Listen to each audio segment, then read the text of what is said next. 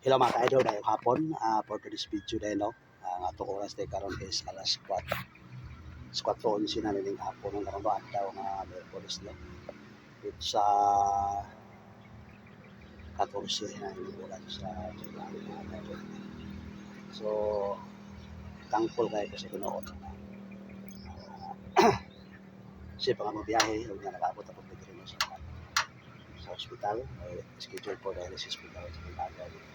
So kini yung nakita karon dili kita padala ko ninyo kini. Ako rin giaplihan na mga ka-idol ko. Ako rin giaplihan ang kini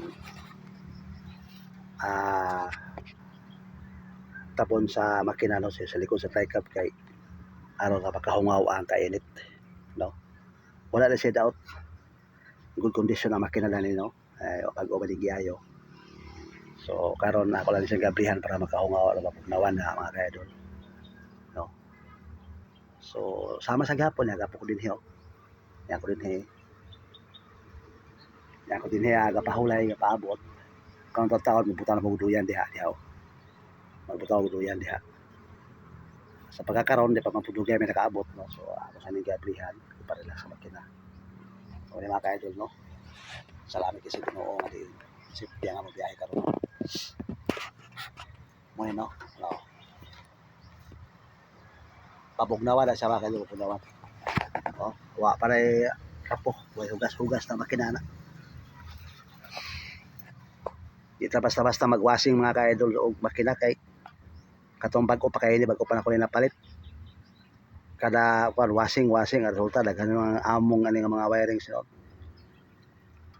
Mga daot sino lang mga wirings connection. So dili pwede mga ka-idol nga sali na to wasingan ato ang trapuhan. Pwede lang sa trapuhan o mga basa nga mga nuog lang. Na ang teknik ng mga ka-idol sa mga makina no. Dili pwede sige na to wasingan kay ang mga koneksyon, mga wirings ani. Muna hinungdan og pagkasunog-sunog, pagka short circuit, pag grounded. Kumikan kay kabasa man no. So mura ka to mga ka-idol no, update na ko ninyo unya.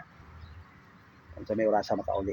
So thank you for watching. God bless og amping tanang kanon sa panahon karon kay ulan ra ba. Igo ta diri sa pronto sa pagulan-ulan ang Mindanao. So amping tanan. So God bless. Bye-bye.